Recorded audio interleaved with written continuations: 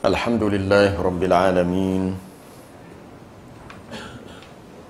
Nahmaduhu wa nasta'inuhu wa nastahdihi wa nastaghfiruh.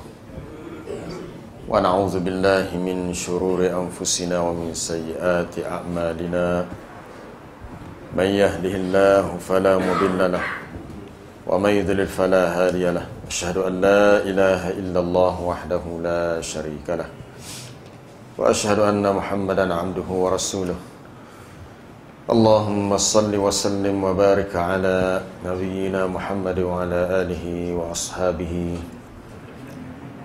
wa man ihtada bihadihi wa istanna bi sunnatihi ila yaumiddin. Rabbi shrah li sadri wa yassir li amri wa hlul 'uqdatam min lisani yafqahu qawli. Allahumma 'allimna ma jahilna wa anfa'na bima 'allamtana. Allahumma zidna 'ilma. Amma ba'd. Para jemaah muslimin muslimat yang dirahmati Allah, untuk siri yang kedua daripada perbincangan Kitab Tauhid, minggu lepas kita telah masuk fasal yang pertama, muqaddimah berhubung dengan ta'rif akidah dari segi lughatan dan juga syar'an. Jadi untuk pagi ini kita masuk fasal yang kedua, muka surat 6, sumber-sumber akidah yang benar dan manhaj salaf dalam mengambil akidah. Sumber akidah yang benar dan juga manhaj, iaitu sistem yang telah dilalui oleh generasi terawal. Macam mana cara mereka mengambil sumber daripada persoalan akidah itu. Akidah adalah urusan tauqifiyah. Tauqifiyah maknanya, artinya tidak boleh ditetapkan kecuali dengan dalil syar'i. Mana perbincangan persoalan akidah bukan rekaan manusia, tetapi perlu kepada dalil hukum syarak. Dalam sesetengah perkara untuk melihat tanda-tanda kekuasaan Allah, itu dalil nakli. Itu dalil nakli, melihat kepada apa yang Allah Ta'ala ciptakan di alam ini, semua makhluk yang wujud. Tetapi apabila masuk persoalan yang berkenaan dengan rukun iman, untuk tafsili perincian satu persatu, maka ia perlu kepada dalil syar'i, sebab ia melibatkan soal beriman kepada perkara yang ghaib. Beriman pada perkara ghaib, sesuatu yang tidak boleh diukur, tak boleh disukat, atau tak boleh, orang Kelantan kata tak boleh nak cekera sendiri setara mana dengan akal kita. Nak agak-agak tak boleh, maka perlu kepada dalil yang dinukilkan daripada ayat-ayat Quran ataupun daripada hadis-hadis yang sahih. Tidak ada medan ijtihad. Medan ijtihad mana tak boleh berijtihad dalam masalah akidah ini, bukan persoalan fiqh yang melibatkan hukum amalan. Ini soal pegangan. Dan berpendapat di dalamnya, tidak ada medan ijtihad dan berpendapat di dalamnya terbatas kepada apa yang ada dalam Al-Quran dan As-Sunnah. Persoalan akidah mesti diambil daripada dua sumber ini. Sebab tidak ada seorang pun yang lebih tahu, yang lebih mengetahui tentang Allah Subhanahu wa Ta'ala, tentang apa-apa yang wajib baginya dan apa yang harus disucikan darinya, melainkan Allah Subhanahu wa Ta'ala sendiri. Dia lebih tahu tentang dia, bukan kita. A antum a'lamu amillah, adakah kamu yang lebih tahu ataupun Allah? Sebab itu di antara dosa yang sangat besar selain daripada syirik adalah mengatakan sesuatu kepada Allah dalam perkara yang kita tidak ketahui. Boleh rujuk dalam ayat 23 surah Al-A'raf, Qul innama harrama rabbiyal fawahish ma zahara minha wa ma batan. Katakanlah bahawasanya Tuhanku mengharamkan perkara yang keji, sama ada yang zahir ataupun yang batin, yang tersembunyi. Termasuklah wal baghya wal Qul innama harrama rabbiyal fawahish ma zahara minha wa ma batana wal ithma wal baghya bighairil haqq. Perbuatan dosa, perbuatan melampau, keterlaluan yang tidak benar. Wa antusyriku billah ma lam yunazzil bihi sultana. Bahawa kamu menyekutukan Allah dalam perkara yang kamu tidak ada hujah, tidak ada ilmu. Dan akhir sekali, wa antaqulu 'ala Allahi ma la ta'lamun, bahawa kamu mengatakan terhadap Allah perkara yang kamu tidak tahu.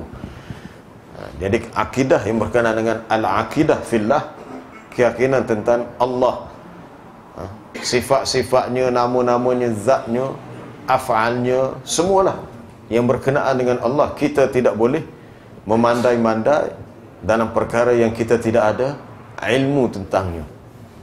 Baik. Maka segala yang ditunjukkan oleh Al-Quran dan As-Sunnah tentang hak Allah, maka mereka dan tidak seorang pun sesudah Allah yang lebih mengetahui tentang Allah Subhanahu wa ta'ala selain daripada Rasulullah sallallahu alaihi wasallam. Rasulullah yang lebih kenal Allah Ta'ala, sebab dia yang terima wahyu. Mana mungkin seseorang berijtihad dalam hal yang berkenaan dengan untuk ma'rifatullah, kenal Allah, tiba-tiba dia boleh royak satu benda hak Nabi tak pernah royak ke dia. Macam mana dia boleh litah Nabi dalam perkara yang Nabi pun tak beritahu begitu, tiba-tiba dia lebih tahu. Ini sesuatu yang dikira telah mendahului Allah dan Rasul dalam perkara yang Allah dan Rasul tidak jelaskan.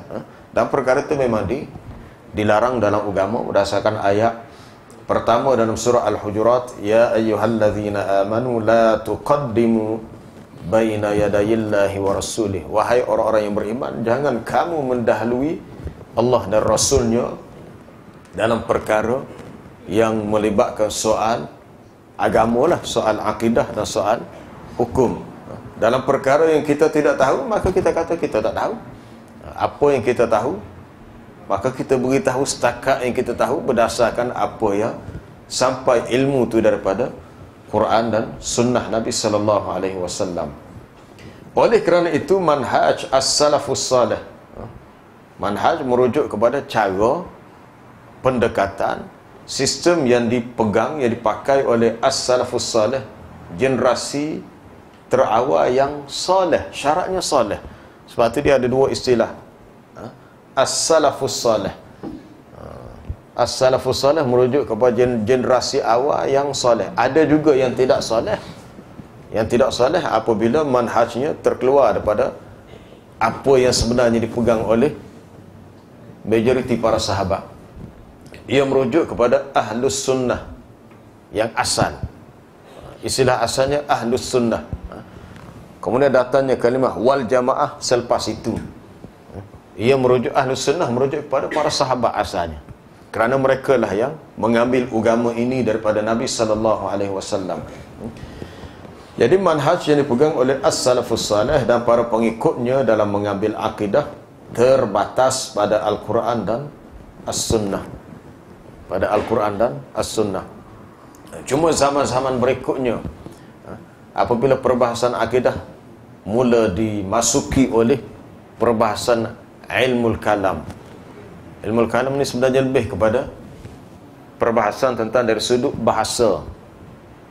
Berbahasa munculnya ilmu mantik, ilmu logik, menyebabkan perbahasan itu semakin bersimpang siur, semakin jadi hak mudah jadi payah.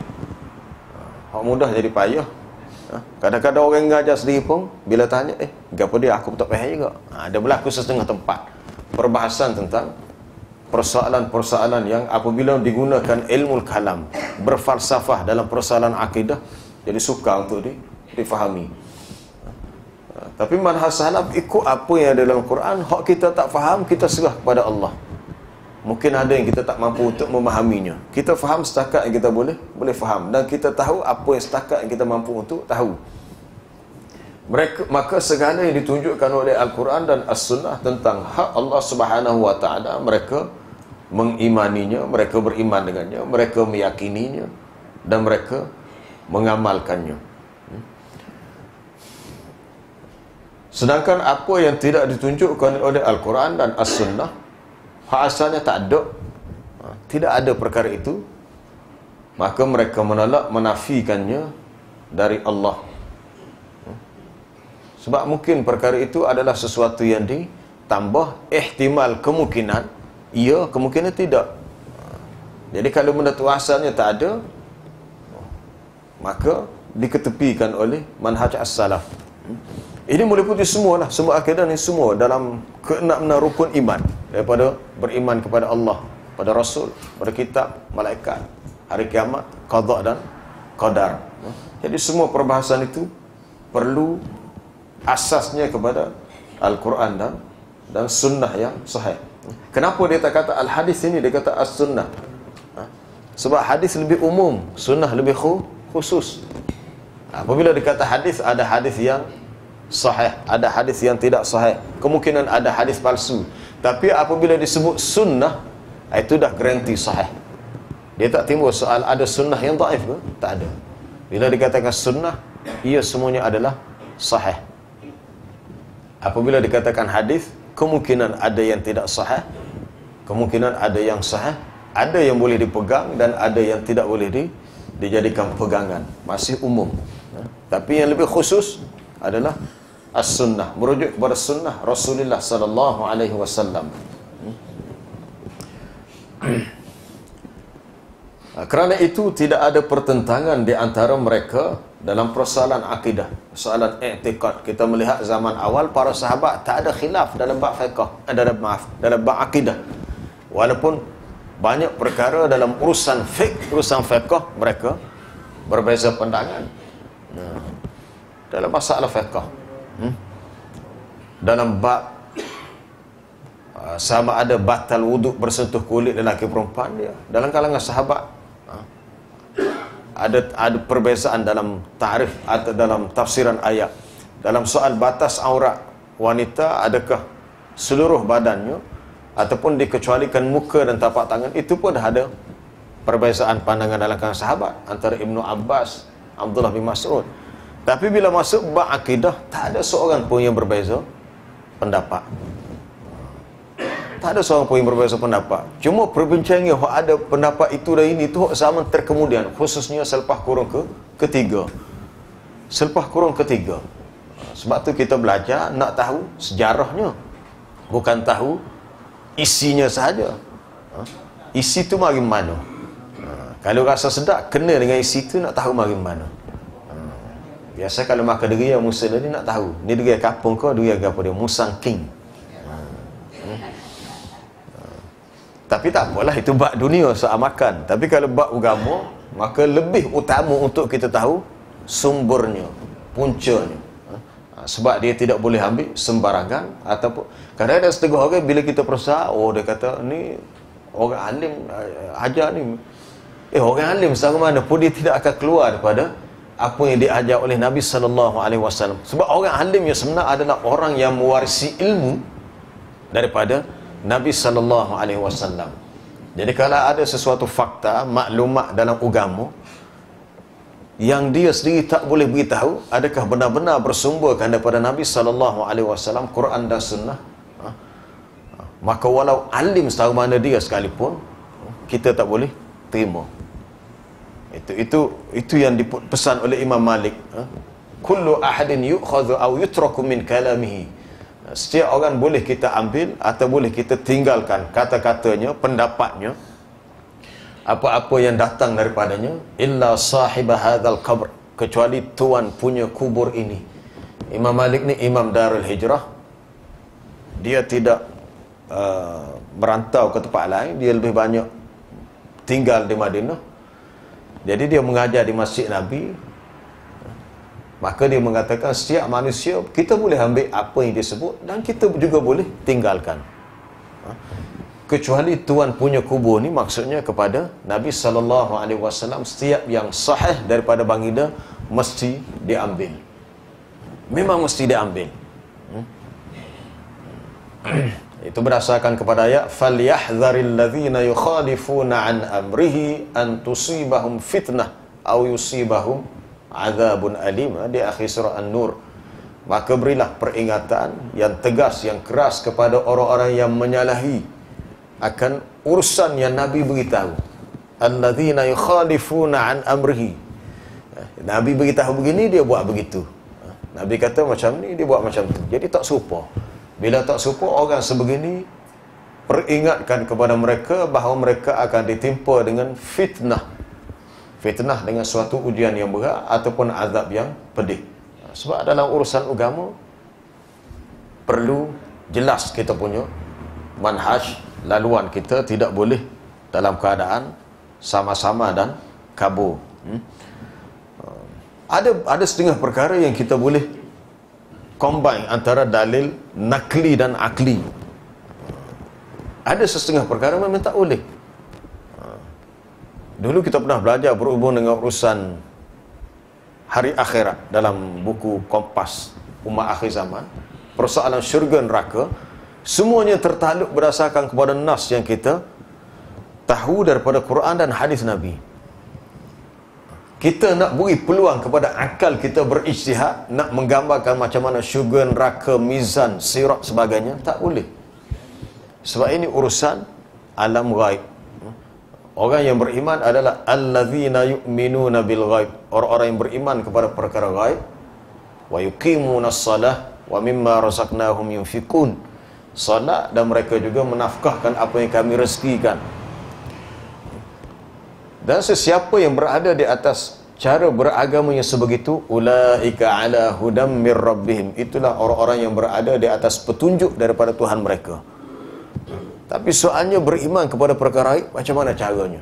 Adakah beriman kita kena rekod sendiri bentuknya macam mana? Tak perlu. Kita hanya terima apa yang dibawakan oleh Nabi sallallahu alaihi wasallam. Gambaran bagaimana bentuk, bagaimana cara, tak tahu. Pernah satu ketika apabila para sahabat bersama dengan Nabi sallallahu alaihi wasallam terdengar bunyi yang kuat. Lalu Nabi tanya, kamu tahu bunyi apa itu? Sahabat kata, Allah wa rasuluhu alam, Allah dan Rasulnya lebih mengetahui. Sebenarnya itu adalah bunyi hajarun, sekutul batu yang rumiya fi qa'ri nar jahannam, yang telah dicampakkan, dilontarkan dalam neraka jahannam sehingga sampai ke bawahnya, bawah sekali itu, padahal ia telah jatuh menjunam selama 70 tahun ataupun lebih. Tak silap ada lafaz tu 70 tahun. Mana tempoh yang lama. Kalau kita nak ukur dengan logik akal, toket lah lama setahun tu. Duk toket tak habis lah. Dia main kerja toket ni orang Kelantan tak habis sama. Takkan lah. Kalau bunyi luas sikit takkan lah. Toket lah. Toket. Kalau urusan dunia boleh lah. Kita kata dia tu toket, dia tak tahu. Toket tak tahu. Boleh jadi memang dia tak tahu sungguh. Kita pun kita tanya dia. Betul amu tak tahu. Ya. Sesat cerita. Dia tu memang amu tak tahu. Jadi kita buat satu assumption, satu andaian. Dalam perkara yang kita tak boleh buat andaian. Ia mesti jelas dan mesti muktamad begitu. Allah Ta'ala berfirman dalam ayat 103 surah Ali Imran, wa'tasimu bihablillahi jami'an wa la tafarraqu, dan berpeganglah kamu semuanya, kamu semua hendaklah berpegang bihablillah, dengan tali yakni agama Allah. Wala tafarraqu, janganlah kamu berpecah belah, bercerai berai. I'tasama ya'tasimu, dengan maksud tamassaku, pegang, dengan i'tisam, dengan pegang sungguh-sungguh. Kewajipan pegang sungguh-sungguh ni bukan kewajipan yang main-main. Sehingga kalau dalam bab berpegang kepada sunnah Nabi, yang baginda khabarkan melalui hadis yang disebut oleh Al-Irbad bin Sariyah radhiyallahu anhu, suruh pegang sungguh-sungguh kepada sunnah Nabi sallallahu alaihi wasallam seperti seseorang yang addu 'alaiha bin nawajiz, hendaklah kamu apa dia? Kekoh dia. Kelantan kata kekoh apa dia? Gigit dengan gigi geraham kamu. Addu 'alaiha, mana kalau boleh kekoh tak? Kekoh sungguh-sungguh. Kenapa tidak disebut gigit dengan gigi hadapan? Relah cabut habis gigi. Gigi geraham lebih kuat. Itu bandingkan bahawa perlu berpegang dengan sungguh-sungguh. Tuan-tuan boleh buka dalam kitab Sahih Bukhari. Di akhir Sahih Bukhari itu banyak persoalan tentang urusan akidah. termasuklah tajuk yang dimasukkan Imam Bukhari dalam sahihnya, al-i'tisam bil kitab was sunnah, berpegang kepada kitab dan sunnah. Termasuklah tajuk hal akidah juga, ar-raddu 'ala al-jahmiyah, membantah, menolak golongan Jahmiyah. Kita ni tak khabar, tak sedar. Sebenarnya banyak berlaku di Malaysia, sebahagian yang mendakwa ahli sunnah, mereka telah mengambil ideologi dan pemikiran akidah yang dicedok, yang diciplak daripada doktrin pemikiran Jahmiyah. Dia wujud balik Jahmiyah zaman sekarang. Tapi dia mari atas nama baju kami juga ahli sunnah. Siapa-siapa mendakwa semua ahli sunnah. Tapi perincian dia perlu, mana telah dimasuki sebahagian pemikiran Jahmiyah. Jahmiyah tu hak asalnya, hak mula-mula ni, hak Jaham bin Safwan ataupun Ja'du bin Dirham, nama pengasas dia. Dia membawa doktrin pemikiran akidah yang sangat-sangat bercanggah dengan sunnah. Banyaklah dalam beberapa item yang tertentu. Kemudian sebahagian tu berpindah kepada pemikiran selepasnya Mu'tazilah. Atau selepas berikut tu dia jadi orang-orang banyak tu. Kalau bahasa Kelantan kata orang tu jadi kesok banyak dah. Dia sudah terpesong, sudah melencong daripada luar asal yang dipegang oleh para sahabat dalam kalangan as-salafus salih, termasuk generasi tabi'in yang selepasnya. Dia benda ni berlaku ni selepas berlaku apa dia, peristiwa fitnah yang besar, pembunuhan terhadap sahabat Nabi Uthman ibn Affan radhiyallahu anhu. Sehingga kata Muhammad bin Sirin, seorang tokoh tabi'in, dulu dalam kalangan kami, apabila kami menerima sesuatu sumber agama, kami tidak bertanya daripada siapa, kecuali setelah berlaku fitnah itu, maka kami bertanya, dan kami akan melihat, sekiranya ia daripada ahli sunnah, maka kami mengambilnya. Sekiranya ia daripada ahli bid'ah, maka kami menolaknya. Ahli bid'ah peringkat awalnya golongan Syiah. Selepas peristiwa tahkim dalam isu yang melibatkan antara Muawiyah bin Abi Sufyan dengan Ali bin Abi Talib, sehingga bila dah selesai, ada golongan yang sangat ta'assub kepada Sayyidina Ali, munculnya golongan Syiah. Walaupun sikap mereka tu sebenarnya tidak disukai oleh Ali sendiri. Dan ada golongan yang mengambil sikap berkecuali, Khawarij. Asalnya isunya isu politik, tapi pergi kepada isu akidah. Muncul selepas tu Jahmiyah, lepas tu Mu'tazilah, banyak kali Qadariyah, Jabariyah, Murji'ah. Kita belajar, kita kata kita ahli sunnah. Tapi susu galu ahli sunnah pada awal sejarah perkembangan ilmu akidah, ataupun disebut juga ilmu teologi, usuluddin, kita tak tahu. Sama ada kita tak belajar ataupun kita kurang mengkaji, kurang membaca. Lepas tu sampai sekarang ni kita kena rajin membaca. Tapi lah ni orang ni suka lebih banyak bermain. Timbul satu game dulu Angry Bird, jadi satu fenomena. Tubik pula lah ni Pokemon Go pula dah habis. Gaya-gaya satu dunia, bukan satu Malaysia, satu dunia. Sedangkan benda tu hanyalah la'ibun, permainan. Itulah dunia. I'lamu annamal hayatud dunya la'ibun wa lahun. Ketahuilah kehidupan dunia ni untuk main-main. Untuk main-main, untuk suka-suka main. Lahun, untuk bergembira, bersenda gurau. Apatah lagi ia dunia yang melekakan. Main itu tidak salah, tapi itulah dunia. Yang kita jangan sampai hanyut jauh. Baik. Di sini Allah Ta'ala suruh kita berpegang sungguh-sungguh dengan agamanya. Dalam ada sesetengah riwayat hadis sebut hablillah, tali Allah merujuk kepada Quran. Al-Quran adalah hablullah al-matin, tali Allah yang kukuh. Tali ini gambaran kepada adanya hubungan antara makhluk, iaitu manusia, dengan Allah sebagai khalik, sebagai pencipta. Kemudian dalam ayat lain, fa imma ya'tiyannakum minni hudan famanittaba'a hudaya fala yadhillu wa la yashqa. Jika datang kepada kamu petunjuk daripadaku, maka barang siapa yang mengikuti petunjukku, maka dia tidak akan sesat dan tidak akan celaka. Tahu kau cerita dia ni? Kita baca ayat ni ya, ayat 1, 2, 3. Cerita dia ni sebenarnya cerita tentang Nabi Adam dan isterinya Hawa. Cerita ni setelah Adam dan isterinya dikeluarkan daripada syurga, qulnah bitu minha jami'a. Itu ayat awalnya. Qulnah bitu, kami berkata, kamu semua turunlah daripada syurga ini.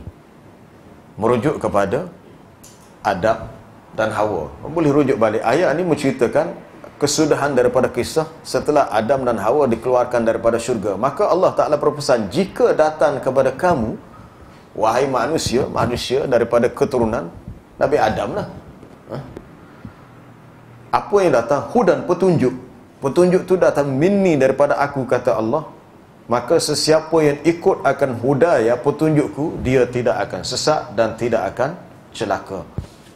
Petunjuk merujuk kepada maksud cara beragama, menjalankan urusan ibadat dan juga urusan akidah tadi, berpandukan kepada apa yang Allah Ta'ala turunkan. Baik, kerana itulah mereka dinamakan, mereka ni ialah generasi as-salafus salih, itu dinamakan firqah, al-firqatun najiyah, golongan yang selamat.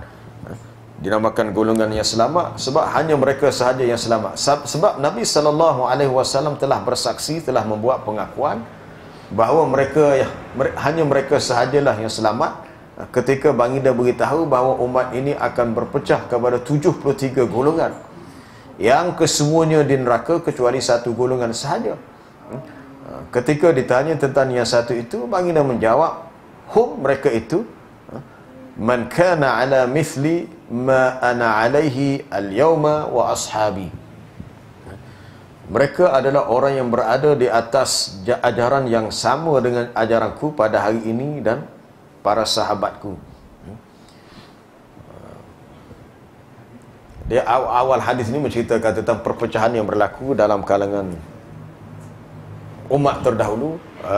Iftaraqatil yahud ala 71 firqah. Yahudi telah berpecah kepada 71. Kalau nak kata banyak, banyaklah, 71. Waftaraqatin nasara ala 72 firqah. Nasrani pula berpecah kepada 72. Tambah sah. Tadi 71. Nasrani 72. Wasataftariqu ummati ala 73 firqah. Dan umatku akan berpecah kepada 73. Cuma penambahan lafaz kulluhum finnar illa wahidah, semua dalam neraka kecuali satu. Itu ada perbahasan dalam ulama, adakah ia penambahan yang sahih dalam matan, sebab dia banyak riwayat dalam Sunan Abu Daud banyak. Dan hadis ni memang dibahas secara khusus oleh Dr. Yusuf Qardawi dalam kitab dia As-Sahwatul Islamiyah Bainal Ikhtilaf Al-Mashru' wa Tafarruq Al-Madhmum. As-Sahwatul Islamiyah, kesedaran Islam antara perselisihan yang dibenarkan dan perpecahan yang tercela. Di antaranya dibahas tu hadis ni.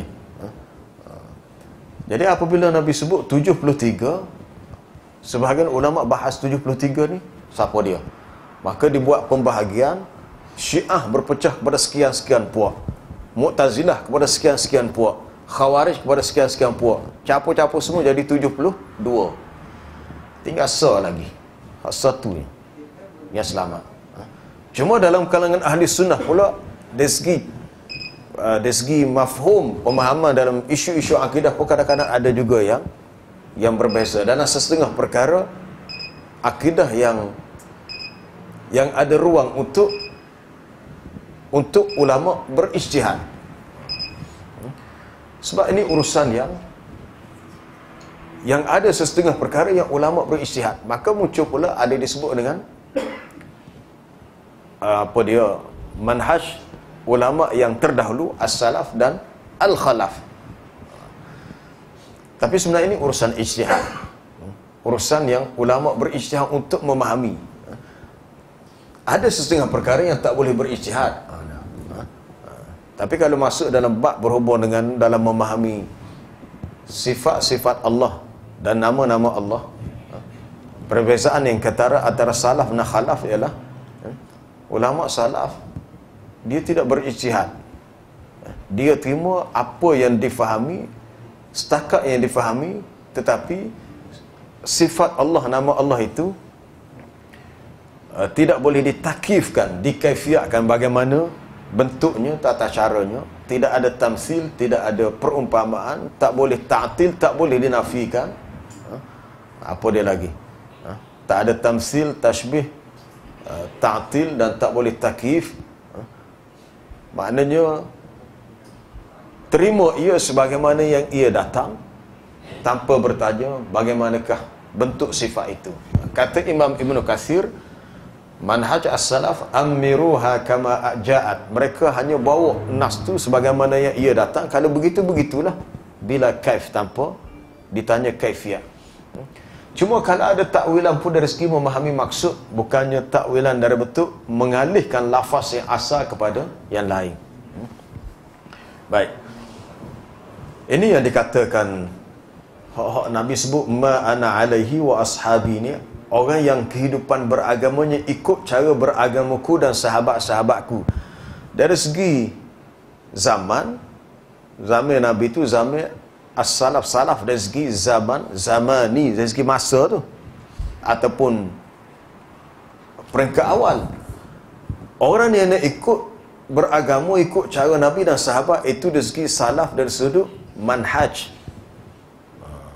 Sebab tu ada setengah orang dia kata, kenapa pula ada setengah pendapat dia kata lebih merujuk kepada orang-orang terkemudian. Dia kata mereka mengaku ni golongan yang cuba merendahkan pihak yang nak ikut manhaj as-salafus salih ataupun salafi. Dia kata mengaku salafi, tapi kenapa mengikut yang terkemudian? Contoh-contoh dia beri, dia kata seperti Syekhul Islam Ibn Taymiyah rahimahullah, itu kurung ke-8, anak muridnya Ibn Al-Qayyim, dan beberapa contoh yang lain. Itu bukan ikutan secara mutlak, cuma nukilan itu sebab mereka banyak berijtihad. Mereka ni ulama yang muhakkik, nak faham. Sebab dia hidup di kurung pertengahan. Imam Ibn Taymiyah meninggal 728, Ibn Al-Qayyim 751, kurung pertengahan. Kita ni kurung ke 1400, kurung ke-15. Jadi tahun 700 kurung ke-8 tu pertengahan. Jadi urusan yang berlaku dalam kehidupan umat Islam, dalam isu-isu agama, mereka lebih banyak membuat kembali tangkih, tahzib, penyaringan, penapisan, untuk dibezakan mana yang perlu diikuti, mana yang tidak. Itu je lah. Tapi sebenarnya manhaj mereka lebih kepada as-salaf. Walaupun mereka tu sendiri hidup pada zaman yang terkemudian, kurun yang pertengahan, kurun ke-8. Tapi kedua-dua contoh tadi seperti Imam Ibn Al-Qayyim, Imam Ibn Taymiyah rahimahullah, mereka lebih cenderung kepada Imam Ahmad bin Hanbal, yang merupakan anak murid kepada Al-Imam Syafi'i. Imam Syafi'i anak murid kepada Imam Malik. Kesemua mereka itu hidup pada zaman as-salaf. Zaman salaf ni zaman yang disebut sebelum masuk kurung ke-4. 3 kurung yang terawal. Kurung pertama, kurung kedua, kurung ketiga. Baik. Kebenaran sabda Nabi dalam hadis ni telah terbukti ketika sebahagian manusia membangunkan akidahnya di atas landasan selain daripada Alkitab dan As-Sunnah. Cukup peliklah kalau orang faham bab akidah, tiba-tiba sepatah rambut tak sebut ayat Quran. Ataupun bercakap bab akidah, tak sebut sepatah pun apa yang Nabi sebut. Macam mana seorang ustaz yang boleh mengajar urusan akidah untuk orang manusia kenal Allah tidak sama dengan apa yang sahabat belajar daripada Nabi SAW. Kadang-kadang setengah pendekatan yang digunakan bila kita memikir, payah nak faham. Terfikir, begini ke hak cara Nabi ada kepada sahabat, dan beginikah cara yang sahabat terima daripada Nabi? Adakah sepayah ini? Sebenarnya perkara itu sangat mudah. Apa yang Nabi ajar sebenarnya sangat mudah. Selama 13 tahun untuk menanamkan keyakinan akidah, perkara pokok yang dalam akidah, perkara pokok apa dia? Perkara pokok adalah wahdaniyatullah, keesaan Allah tu. La ilaha illallah wahdahu la syarika lahu. Wahdahu. Hak Nabi nak ajar kepada sahabat nak buang pemikiran syirik orang-orang jahiliah di Mekah hak payahnya untuk kembali mentauhidkan Allah. Bukan soal untuk ajak mereka beriman kepada Allah. Soalnya mereka sudah beriman. Secara fitrahnya sudah beriman. Mana dalam minda mereka, dalam pemikiran mereka sudah ada keyakinan tentang siapa Allah. Tapi keyakinan tu hanya terbatas setakat Allah Rabbul Alamin. Setakat tu ya. Sekarang ni Nabi nak ajak untuk mereka yakin la ilaha illallah. Bukan setakat la rabba illallah. La ilaha illallah. Keyakinan yang membawa kepada mereka hanya beribadat kepada Allah, minta kepada Allah, berharap kepada Allah, takut kepada Allah. Dalam bab rezeki juga minta kepada Allah. Tapi setakat Allah Ta'ala dialah yang menciptakan segala makhluk, dialah menciptakan langit dan bumi, tak habis lagi tu. Wala in sa'altahum, jika kamu bertanya kepada mereka, golongan musyrikin yang menyekutukan Allah, tanya kepada dia, man khalaqas samawati wal ard, siapakah yang telah menciptakan langit dan bumi? La yaqulunna Allah, mereka akan kata Allah. Mereka tidak berani untuk mengatakan patung-patung berhala yang mereka sembah itulah yang menciptakan langit dan bumi. Mereka tak kata begitu. Mereka tetap meyakini Allah sebagai pencipta langit dan bumi. Tetapi bila masuk bab ibadat, jatuh kepada syirik. Ni hijau Nabi nak buat ni. Ajak manusia ani'budullaha ma lakum min ilahin ghairuh. Hendaklah kamu sembah Allah, beribadat kepada Allah kerana tidak ada bagi kamu Tuhan selain daripadanya. Apa yang menyebabkan rosak akidah manusia ni? Sebab daripada awal dulu zaman Nabi Adam, kata Ibnu Abbas, daripada Nabi Adam sampai zaman Nabi Nuh, selama 1000 tahun semua manusia dalam keadaan mentauhidkan Allah. Sehingga berlakulah bid'ah dalam perkara ibadat yang membawa kepada rosak akidah. Apabila muncul dalam kalangan kaum Nabi Nuh yang taksub kepada orang-orang yang soleh, bila 5 orang soleh, orang yang baik lah, mati, kamu dia buat gambar, lepas buat gambar buat patung. Bila mereka buat perkara-perkara bid'ah dalam agama yang tidak diajar oleh Nabi yang sebelumnya, maka rosaklah. Dia akan rosak mula sikit-sikit, akhirnya habis.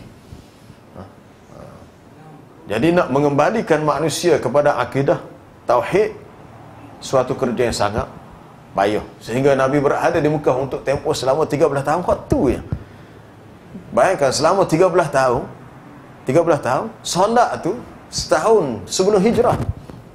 Solat 5 waktu diterima pada malam Isra dan Mi'raj, kira-kira setahun lebih sebelum hijrah. Jadi selama 10-11 tahun buat apa dia? Tak ada ibadat, tak ada. Cuma adalah ulama sebut ketika peringkat awal adalah solat 2 rakaat pagi, petang tu. Keyakinan yang lebih penting adalah meyakini la ilaha illallah tu.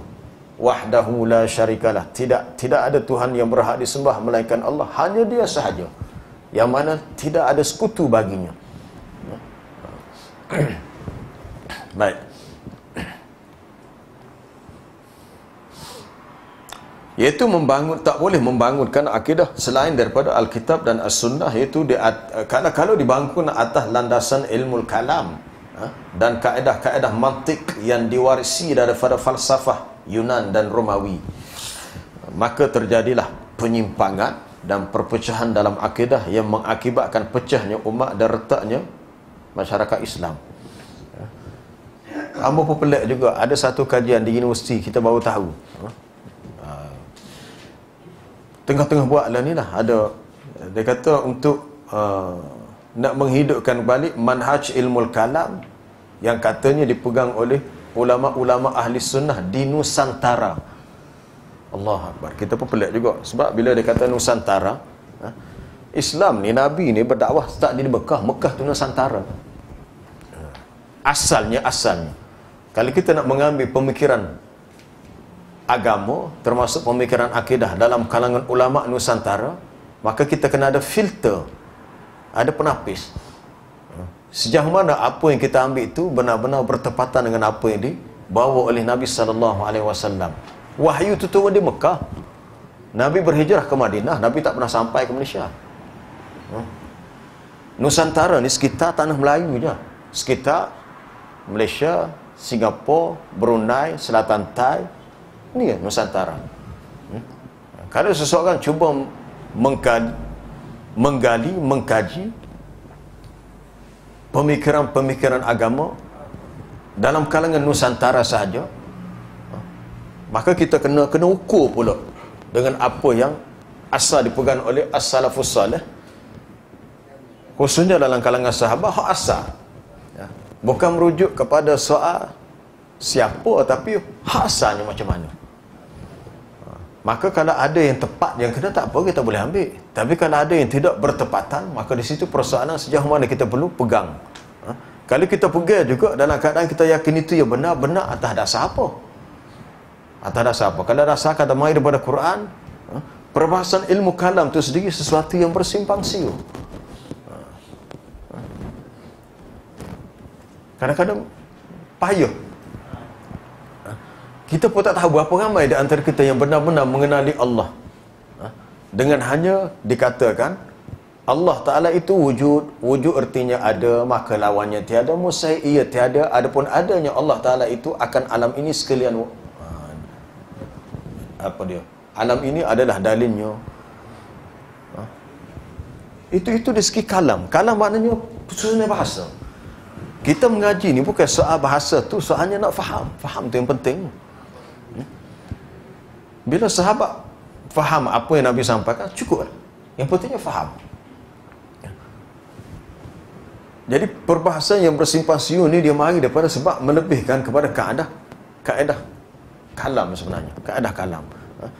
Dia terbawa-bawa, bukan bab akidah saja, terbawa-bawa dalam bab amalan juga. Dalam bab amalan juga. Kadang-kadang kaedah tu disusun jauh sangat, benda hak mudahnya nak fahamnya. Kita dalam bab ibadat, kita kata dalam bab ibadat, untuk solat cukup kita dah meletakkan qasak niat nak solat, tak apa dah. Kemudian mari pula perbahasan dari sudut qasak, ta'arud, ta'yin.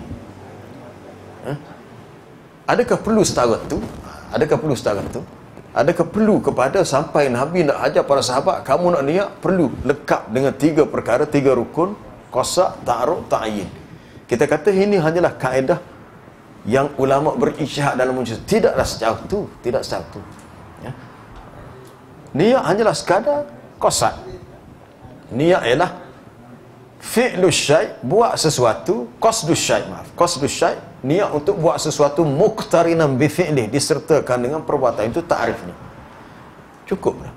Tuan-tuan turun daripada rumah tadi, niat nak mesti nak solat. Nak solat subuh. Lepas tu lepas subuh ada kuliah, nak dengar kuliah. Itu niat kita. Mungkinlah ada setengah dia mari tu mungkin ada niat tidak baik, nak dengar kuliah, nak dengar ustaz ni wayak gapo, kalau ada benda hak tak kena angin aku nak lapor pada hak lain. Mungkin itu atas niat masing-masing. Niat ni kita tak tahu. Mungkin mari ikhlas, okey nak dengar. Ada mungkin mari sebagai jadi spy. Wallahu alam, kita tak tahu. Kita kata sampai sekarang jadi spy pun tak apa, dah ada rakaman. Kita boleh dah apa-apa yang tak kena, okey kita boleh discuss, boleh bincang. Itu atas niat, nak atas niat. Maknanya niat ni tidak payah.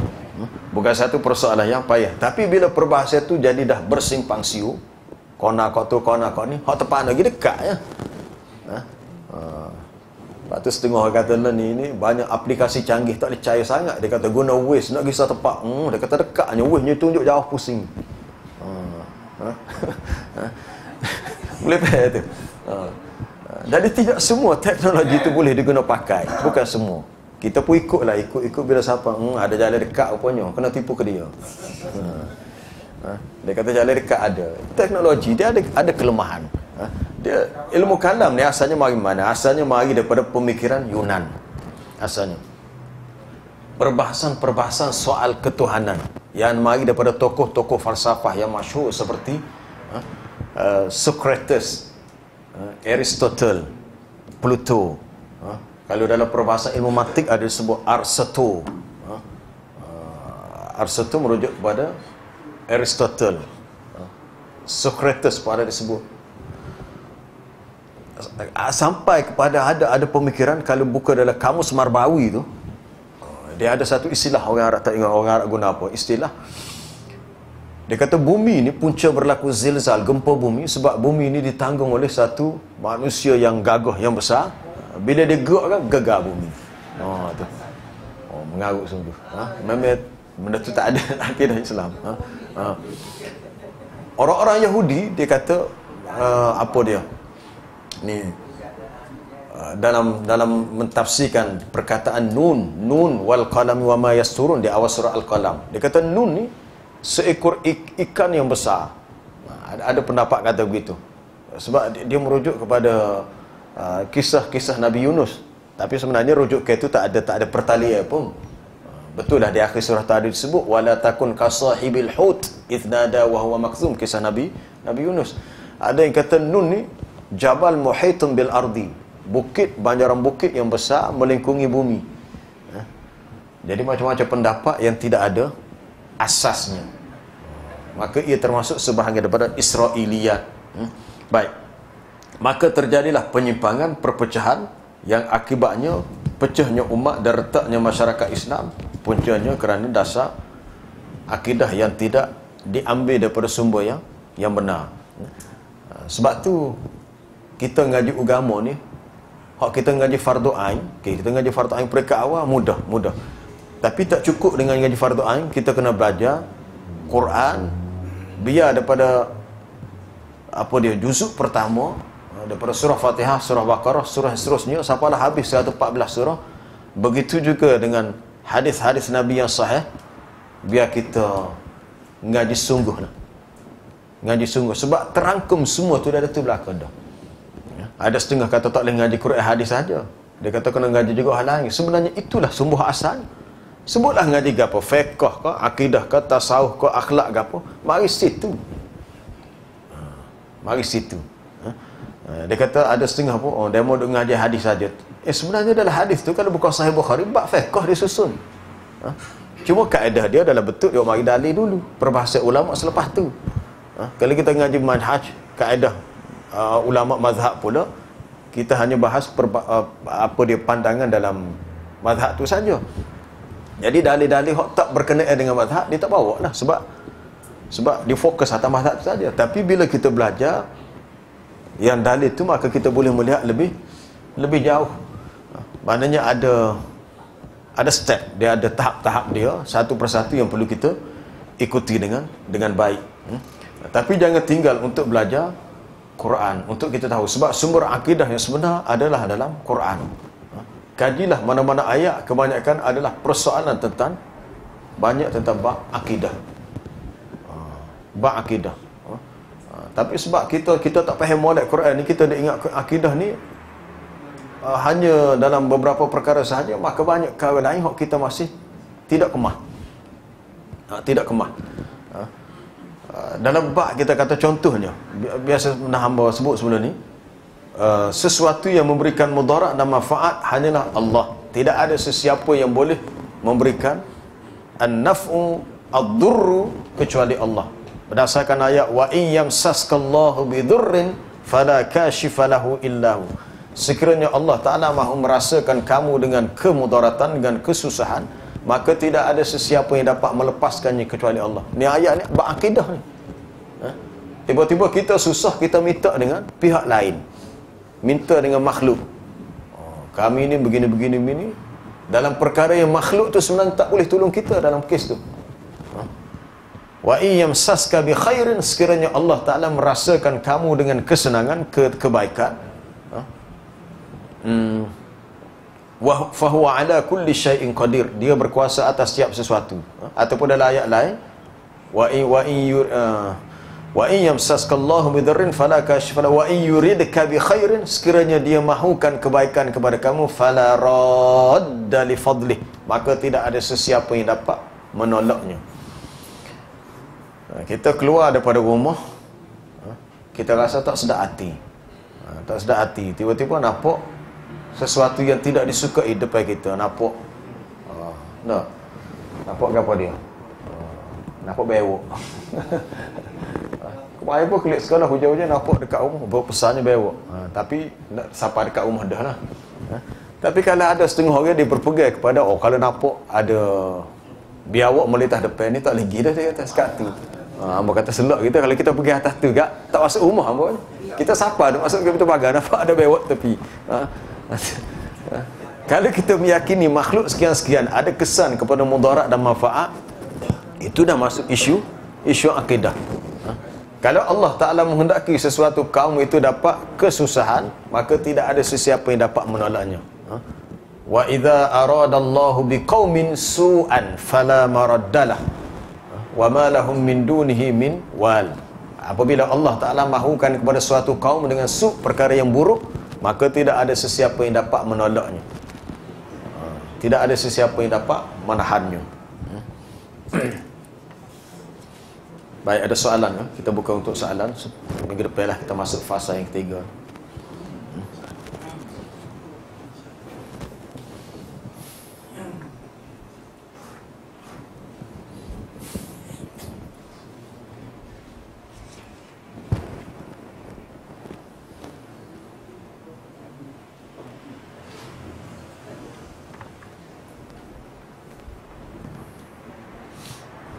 Ada soalan? Kenapa orang Melayu yakin sangat dengan warna kuning? Dulu-dulu warna kuning ni dia panggil warna diraja. Dulu-dulu tak, orang-orang biasa tak boleh pakai.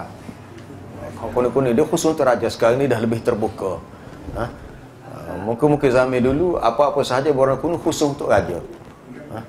Siapa kalau ada anak-anak kita habis tamat belajar Quran, mak ayah dia pun buat pulut kuning.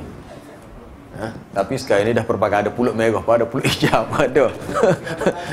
Ada yang jawab, dia kata pulut kuning ni mudah sebab guna kunyit, dia kata kunyit warna kuning. Tak apalah, sebab alasan kalau kunyit tu tak apalah.